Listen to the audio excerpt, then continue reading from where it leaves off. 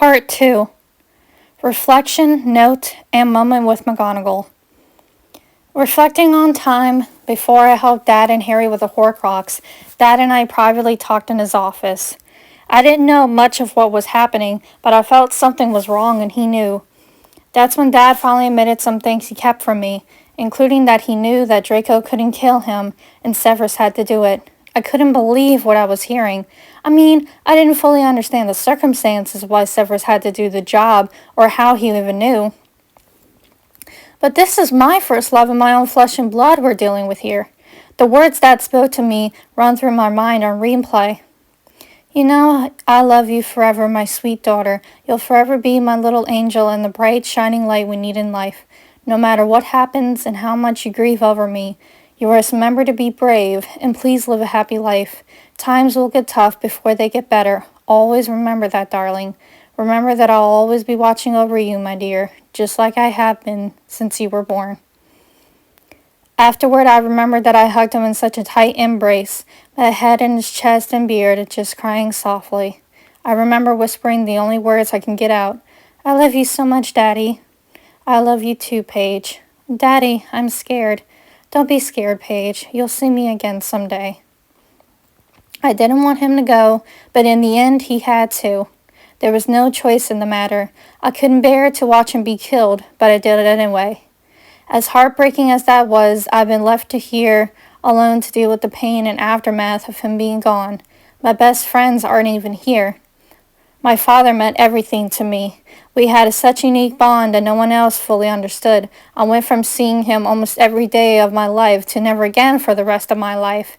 He was the only part of me I had left since Mom. Now, only me and my uncle are left of the Dumbledore family, whom I barely see. Don't even get me started on his funeral and burial either.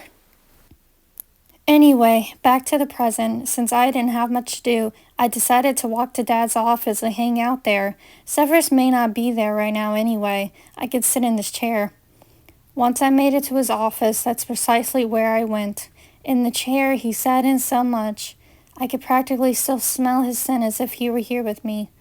I was thinking not only about my dad, but also of Ron, Hermione, and Harry, the three best friends one can ever be thankful for in their lifetime. I honestly didn't want Harry to leave this place to begin with because we grew so close to having a brother and sister bond. After all, he's the only one who knows and understands what I'm going through, yet he's not even here. Between my father's death, breaking up with Severus, and things being rough here, I could use a hug from Harry. All of a sudden, Dad's Phoenix Fawkes flew in the window. Fawkes? I questioned as I noticed a letter was rolled up and holding it. I have no idea how Fawkes ended up with that letter and how he even got here in the first place. I knew how loyal he was to Dad. Maybe it's because I'm a Dumbledore and an absent to Dad. The only person who could write to me is Harry or Hermione. I highly doubt Harry found Fawkes and used a random bird to pass this letter. I smiled as Fawkes came and sat at Dad's desk. I petted him and stated softly, I thought I would never see you after you flew away that day, Fawkes. It's good to see you again. I know how much Dad adored you. Maybe you know how much I miss him. He nudged his beak against my hand as I petted his head and smiled. I think he understood me. I had a cat as a pet companion as Hermione did, but Fawkes was the animal Dad had around for as long as I can remember. I took the small roll wrapped around his foot and unrolled it. Tears formed in my eyes as I saw that it was from Harry after all. Paige, I know you weren't expecting this from me, but Hermione and I thought of you and hope you're still safe. How have you been? I hope you're well. Hermione, Ron, and I have not had much luck with the Horcruxes. We found one and have been trying to destroy it with no success. We've been taking turns wearing it around our necks until we find a way, but it affects us and our moods. This caused Ron to leave us due to a fight between him and me. So, as of the moment, it's Hermione and I traveling. Overall, the three of us miss you, and I'm sure you miss us too, but me the most. I wish I could be there with you, dealing with your dad's death and all. I can't, and I'm sorry for that. I cannot return to Hogwarts right now as it's too dangerous for me. This will be a tough battle ahead of us, so prepare any way you can, Paige. As my best friend, I miss you, Paige, and I can surely use a hug from you. Love, Harry. P.S. I wish you luck with Snape and will try to return as soon as I'm able to. Without realizing it, I slowly started to cry, reading his words as Professor McGonagall walked in and saw me sitting in Dad's chair. Funny, I thought that bird would disappear forever after he died, Paige. I thought so too, Minerva, but it seems that he brought me a short letter. She looked at me with the same surprised look as I had before. Before you even ask, I don't know how Fawkes ended up with this letter, but I'm glad to see him again. Who's the letter from, Paige? It's from Harry, surprisingly. Neither of us said a word until she said, You missed him a lot, don't you, Paige? I looked at her as I nodded my head and stood up away from his desk. I stared at my late father's painting, seeing him sloping with his eyes closed like he was sleeping. If anything, I'm glad that Severus hasn't taken that down yet. He must know I still come in here sometimes. After all, I knew he never minded it. I sat down on that same wall and started to cry even more. She soon came, sat down beside me, and took me into an embrace, comforting me softly. Shh, don't cry, dear. It's going to be all right. You know I'm here for you, she whispered while hugging me tightly. I responded in between tears. I'm sorry. It's just, between everything with Dad's death, Harry, Ron, and Hermione are now on the run to stop Voldemort, as they can't come back here, also risking their lives. Not to mention that my ex-boyfriend has been back to being the same cruel and cold way, and the events that unfolded led us to breaking up into that evening. I don't know how things could get worse. Most of all, Dad didn't even know I was with Harry during that time. Dad shouldn't have died like that, and it's because of bloody Voldemort. He's dead, and in the end, Severus had to kill him. I don't even bloody know the truth. I miss my dad so much. He was what I had left as a parent, and now it's just my uncle and me. It's not the same. I busted out, crying in her chest as she tried to calm me down.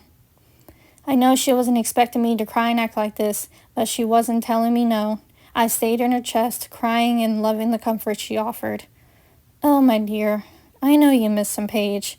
I miss him too, still. I'm sure everyone does, but we have to try and move on, as it would be what he would want us to do. I understand how close you two were. He told me throughout the years I had known him, both of you had an unbreakable bond, no matter what. She held her arms comfortably around me as she continued. I know things won't ever be the same for you, but I hope you realize that you and Harry meant a great deal to him. I do hope you know, Paige, and how much he loved you. You were his only child, his daughter. He wouldn't want you to be in this much pain and crying all these tears now, Paige. He would want you to be strong and carry on with your life, and not in this matter. I guess I'm still in this much pain because I'm a daddy's girl, huh? I muttered. I giggled softly as I looked up at her kindly. Oh, yes, Paige, absolutely. You certainly are a daddy's girl after all. She responded, looking back at me. Now, about Severus, on the other hand, she started. That's a different story, and I can only offer so much, as you know I have my thoughts in regards to him. In my opinion, I believe it's about time you two try to talk again and get things straightened out. Now, I realize that it might take some time, Paige. From what you told me, neither of you haven't been near one another or seen each other since that night. You eventually need to tell them how you feel, dear. I lifted my head, wiped my eyes, and asked, What do you mean exactly, Minerva? I mean, I know and can tell that you're still in love with him despite everything, my dear, and it's been quite some time since that happened. She looked into my eyes a certain way, and I immediately got what she meant. I know I unexpectedly fell deeply in love with the complicated Severus Snape, but I believe she's right. Geez, you realize the truth of my feelings sometimes before I even do. I chuckled lightly. That's because I've been with you and observing you since you got sorted in Gryffindor, Paige. I've come to know you well enough to not only from you, but from your father, too, don't forget. So, do you really think I'm still in love with him? I have no reason to suggest otherwise, dear. It's clear to see to me that you do, even under the circumstances. After all, love is love. But how? The eyes, my dear. The eyes can tell so much just by a simple stare. That's how I know and see it through you before you've come to realize it yourself. Well, now, I think she really is right, especially if she knows and can tell before I even can. She knows me really well since she's like my mother. I never got to know my real one. She's secretly been my bodyguard here and has looked out for me when Dad couldn't, just like they've always done with Harry throughout the years since year one. A few minutes of silence passed by, and I was debating on whether I should or shouldn't talk to Severus again. I mean, as she said, it has been a long time. But how do I even know he wants to see my face again? Shouldn't he come to me first to apologize? Or does he probably think that I didn't want to see him again, and that's why he hasn't either? I smiled and thanked her for staying with me and comforting me as I finally managed to stand up. She asked before walking out, knowing I needed time to myself, "So, will you try and talk to him again, Paige? It's time for it to happen.